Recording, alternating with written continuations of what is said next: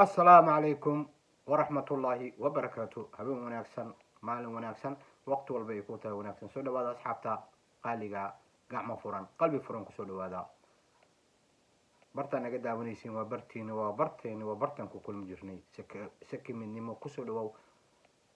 waxaan leenahay asxaabta mar walba aan jecelnahay waqti walba ay ku tahay waxaan ku rajeynaa caafimaad adigu ku daawan doonta fiidowgan waxaan arkay caawa amba maanta oo dhan baraha bulshada lala wareegayay video gabar Soomaaliyeed oo si arxan darro ah loo tumayo gabdho kale oo Soomaaliyeedna tumayaan laguna haysto maxaa ninkeyga u shukaansatay waa mucjiso maxaa ninkeyga u shukaansatay ninkii aa shukaansaday ninka maa la tumo ninkii hadduu doono tuuga yimaa ninkii la tumo gabarta masaakiinta ahayd ayaa in lasoo shirqoolay si arxan darro ee loo dilay waxaan kasii xumaaday haddana inta u marinayaa walaalkay quruxda qoyska ayaa soo qaatay videogaas asigoo reaction ka bixinayo markaasuu marna waa qosluu yiri marna waa naxay qosolkiisa marka ayaan aad uga xumaaday wax lagu qoslo ma olin meesha wax laga xumaado wallahi markaan arkay videogaas inaan ka hadla xataa man damcin maxaa yeelay xanuun ayay ugu reebtay ruux dhintay waa la arkaa allah u naxariistaa lahaa laakiin ruux xaq darro iyadoo lagu dilayo haddana laga duubayo film waa mucjiso bal wax yar walaalkay ila daawada waxaan rabaa walaalkay anay xumaan uma qaawi waxna ma naga dhexeeya laakiin waxaan jeclahay inay wixii asiga ka qaldama anigana waa iga qaldamayaan maxaa yeelay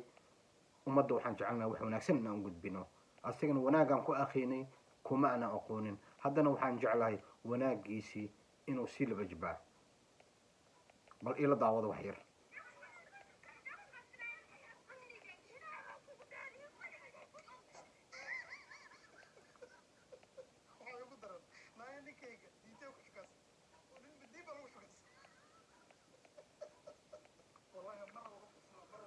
waa halaha aan walaalkay dhinaciisa aan uga jiifo waaye maxaa yeelay marna waa qoslaa marna waa xanaagaa wax lagu qoslo maana arag aniga wax laga xanaago lagu xumaado qofkii damiir leh ma rabi videogaas inaan soo geliyo aan qofka dadka bilaadanka la wadaago maxaa yeelay wax la fiirsan kara ma ahan amba wax laga hadli karo oo la dhihi karo bal ila daawada maaha waa gabar Soomaaliyeed lagu dilay xaq darro ayaan dhihi karaa maxaa yeelay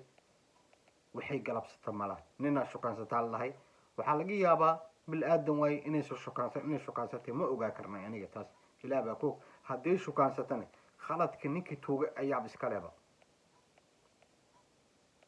ninkii aba joogay maxaa gabarta masaakiinta loo dilay kullay ka xoog badni ayay tahay taas waxaan leenahay marka kullay maamulka Puntland waxaan ka rajeynaynaa inuu soo mariyo cadaaladda dadkii gabartaas masaakiinta ahayd sidaas u dileen oo sida axran darrada u dileen walaalkeenna waxaan leenahay kullay haddii fartiinteedu kusoo gaarto ha u arag xumaan waxaan kula jeclahay wanaaga waxaan kuga aqaanaa wanaaga waxaan rabaane caawa amba waqtiga doontaa ku aato haddaa aragta videogan ani aadaan ugu xiranahay youtube-kaada aadaan u fiirsadaa waxyaalo badan oo wanaagaan kuga aqiinay marka waxaan rajeynayaa hadduu videogayga kusoo gaaro haddaan aragtid xumaan ha u arkin maxaa yeelay samaha ayaa laisla wadaagaa wixii qaldanna waa la iska celiyaa walaalaan ku nahnay taas tii walaaltinimada ayaan kusoo gudbiyey waxaan leeyahay asxaabta qaaliga waa ka xumahay videogaas inaan insoo gudbi waayo maxaa yeelay wax nafsadeedaba daawoweysay nafsada bulshada inaan la tuso waan ka xumaaday aad iyo aad aan uga xumaaday wax la soo gudbi kara maahan gabar Soomaaliyeed oo qaab curadeeda kamid ee banaanka taalo haddana si arxan dare ah walaa wax yeeraya markaa maqashid anigaaba fiiri waayba waa kasii jeesta dadaa ila soo wadaaga asxaabe waxaan ku dhahay kan mid laga hadli karaa amba la fiiri kara maahan waxaan rajaynaynaa insha allah kolley ummaddu waa wada daawatay inta badan intaan daawanna waxaan leenahay waa calool xumo kaa maqan ee hasii raaraadin insha allah intaan video lamid aan ku kulmayno asxaabta qaaliga waxaan leenahay